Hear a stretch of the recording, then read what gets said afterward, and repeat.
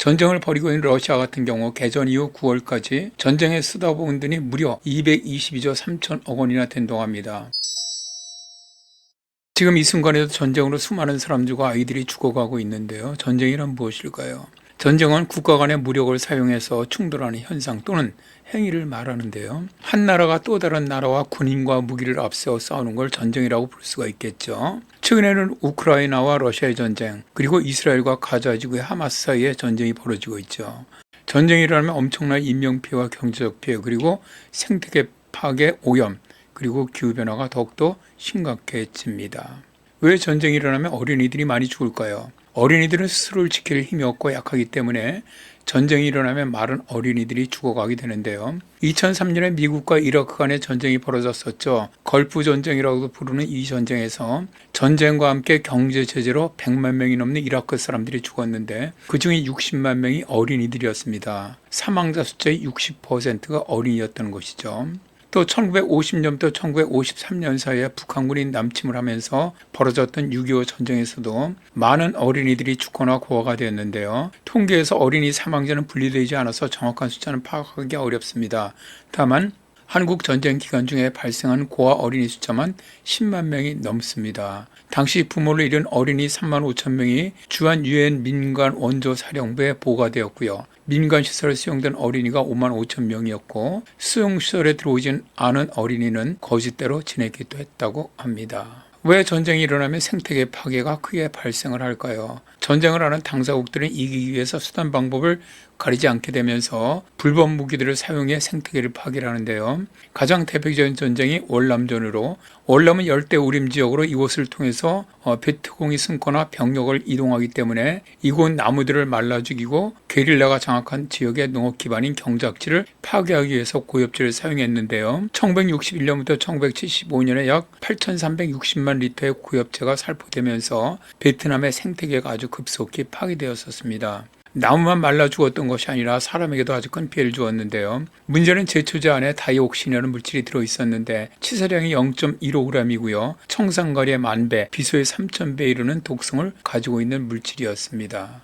독소는 분해되지 않고 체내에 축적되어 10년에서 25년이 지난 후에도 각종 암이라든가 신경계 손상을 일으켰고 기형을 유발하고 독성이 유전되면서 2세에게도 피해를 끼쳤다고 알려져 있는데요. 우리나라에도 월남전에서 참전했던 장병 중 2만 5천 명 정도가 고엽제 피해자라고 하지요. 전쟁이 일어나면 왜 오염물질이 많이 배출될까요? 전쟁에서 사용하는 소총이나 대포, 폭탄이나 미사일 등이 폭발할 때 배출되는 오염물질이 엄청납니다. 1990년 이라크가 쿠웨이트를 침공하면서 당시에 미국을 비롯한 34개국 연합군과의 전쟁이 벌어졌었죠. 당시 이라크가 쿠웨이트의 유정시설을 파괴하면서 엄청난 석유가 유출되었고요. 이로 인해서 땅이 오염되고 저수지가 오염되고 바다도 기름으로 오염됐었습니다. 또 유정에 불을 질러 그 연기와 먼지 햇빛이 가려질 정도로 대기 오염도 아주 심각했었는데요. 당시 기름을 뒤집어 쓴 새들 모습이 기억이 납니다. 우크라이나와 러시아 전쟁으로 인한 환경오염도 심각한데요. 폭발 등에 따른 폭발 화재 등으로 인해서 중금속,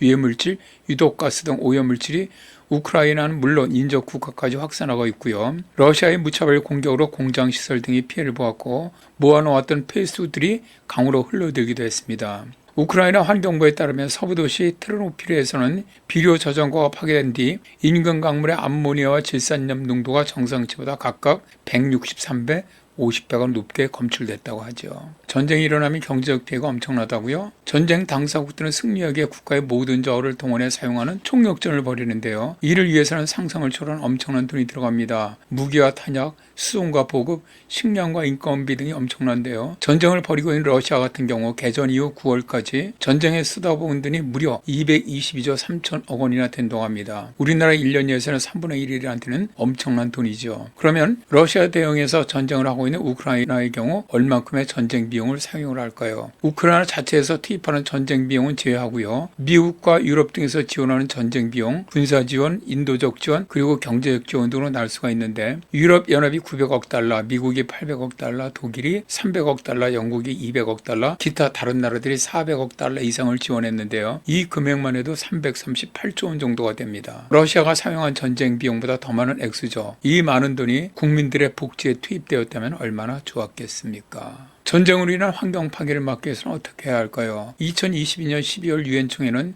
무력 충돌과 관련한 환경보호 원칙을 채택을 했죠. 무력 충돌 전후의 환경을 어떻게 보호해야 하는지를 담고 있는데요. 모두 27개의 조항을 담고 있는 이 원칙에는 첫째, 무력 충돌 시 중요한 환경지역 지정 및 보호, 둘째, 원주민의 영토 환경 보호, 셋째, 전쟁 후 잔재물 처리 등이 들어있는데요. 문제는 조약 혹은 협약과 같은 구속력은 없다는 것으로 전쟁을 벌이는 상황에서 전쟁 당사자들이 환경보호 원칙을 잘 지키리라 기대하기가 어렵다는 문제가 있습니다. 그래서 환경을 지키기 위해서 혹은 어린이들의 건강과 목숨을 구하기 위해서라도 평화가 필요한 이유가 되겠죠. 다만 우리나라를 식민지로 만들기 위한 전쟁이 벌어진다면 모든 국민들이 힘을 합쳐 전쟁에서 승리해야겠죠. 노예로 살지 않기 위해서 말입니다.